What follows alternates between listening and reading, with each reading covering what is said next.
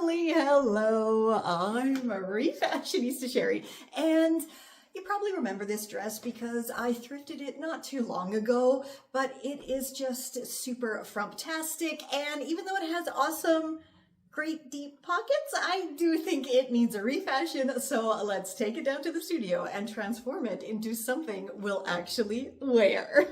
For this quick and easy project, all you need is your frumpy dress and your sewing gear. The first thing you'll need to do is decide how long you want your top to be and then just mark it to that length.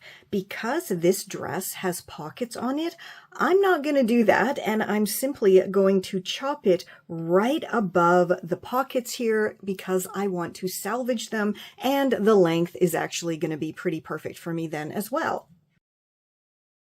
And I gave that raw chopped edge a lovely clean hem, and you know what? I now have a wonderful top. And if I want to be done right now, I can be done. And success, I refashioned a dress into a top. But of course I'm me, so we're going to go a little bit further and add some funky sleeves. And here is the chopped bottom of the dress, and of course we're going to make part of this into sleeves. I'm not going to use the whole thing because I really want to use these pockets for another project that I have in mind. So first, you want to make sure that the bottom part of your dress is as flat as possible, and you just smooth it out with your hands as best as you can, because you know, sometimes when you're cutting through, the bottom fabric will have like a little wrinkle in it, and then when you pull that fabric apart, that piece that had the wrinkle in it has a weird chop mark, and we don't want that. So we're just gonna flatten it, make it nice and smooth. Okay. Then, of course, grab your scissors and chop on through. And so for me, I'm just going to chop right under those pockets. Alrighty, this piece of fabric that has those lovely pockets on it is going to be folded up and put in my stash for now until I can find the other ingredient that I need for the project I'm thinking of. And this piece is going to be sleeves. Now, the bottom of the dress actually had two side slits in it. So all I'm going to do is pull apart, maybe pick apart this little remaining seam here, and then I will have two super equal pieces of fabric. And there are my two lovely pieces of fabric. So I'm going to set one aside for now and take this one and fold it in half with the right sides facing and the raw chopped side edges lined up. And the best thing about using the bottom of the dress for my sleeves is I don't have to worry about hemming up here. It's already done for me, and it's done perfectly. So now all I'm going to go do is stitch this together on this side to create my sleeve tube. And then I'm going to do the exact same thing with this one. And there's my lovely seam, and you can see here I chopped off that bit of excess fabric using my pinking shears. Now, if you don't know what pinking shears are, they are this clever little invention from, I believe, sometime in the late 1800s. These were invented, so long before any kind of fancy sergers. And because I don't have a fancy serger myself, I invested in these ones from IKEA in Germany in 2011, and they're still going strong. They're very, very sturdy scissors that have this zigzag edge or sawtooth, and when you use them to chop off that little bit of excess fabric beside your seam there, it gives a lovely zigzag edge, which helps to slow down and sometimes even prevent fraying. So that's why I use them. And again, sometimes the old traditional ways of doing things work just as well as any modern technology. So if you can, get yourself a pair of pinking shears. They are awesome.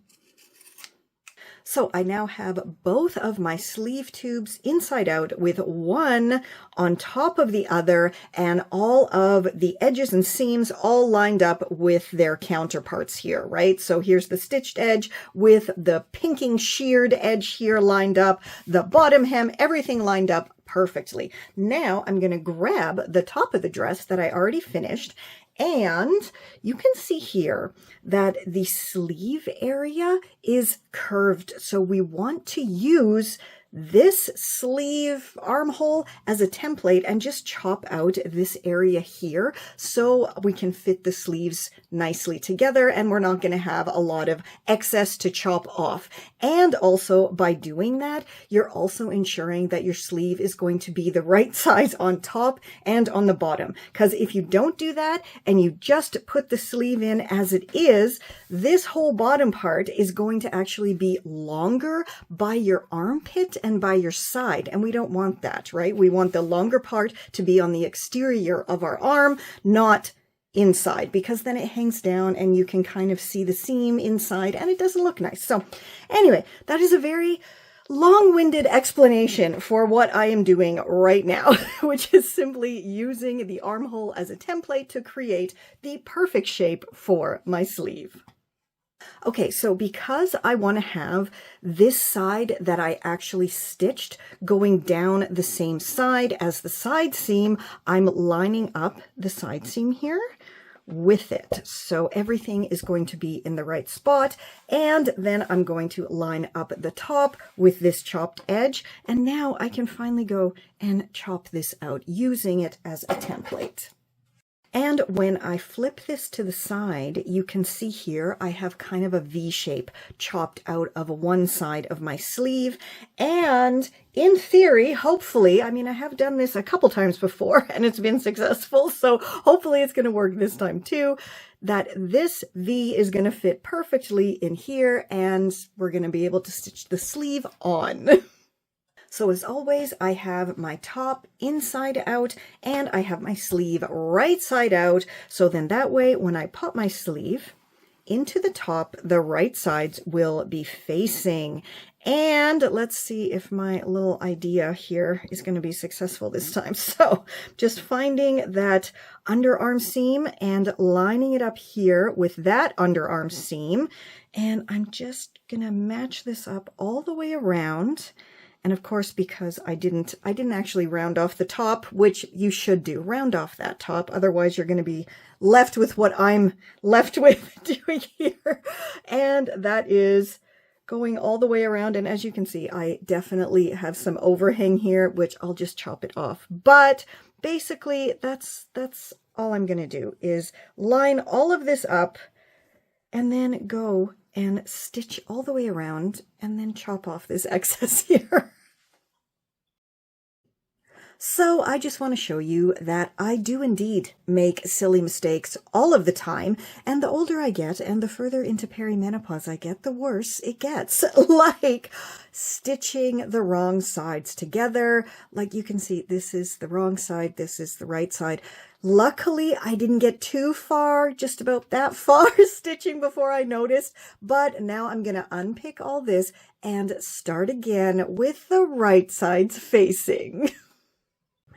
Okay, that took way too long to create very, very easy sleeves from the bottom of this dress.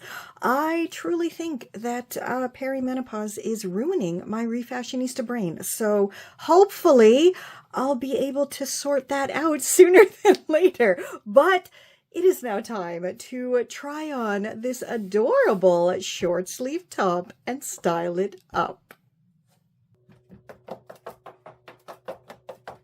And yet another awesome, relatively quick and easy refashion.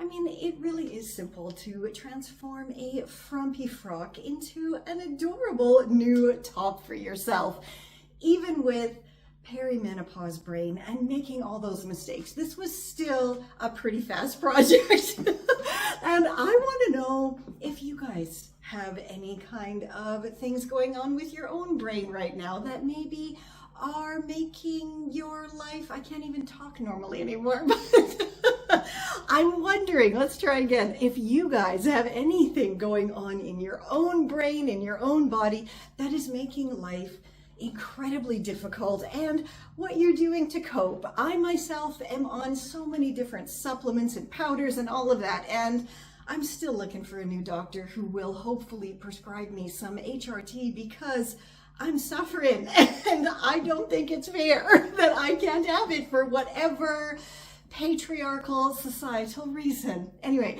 I'm not going to go into a rant, not at all. But if you have any suggestions, they are more than welcome. Please, please let me know down below how you deal with your own perimenopause symptoms and all of the, there's over 200 symptoms, I think. Yeah, the over 200 symptoms that come along with aging gracefully, as they say. And until next time, stay safe, stay well, and I'll catch ya on the zigzag. Seriously, I'm going crazy. This is Confessions of a Refashionista.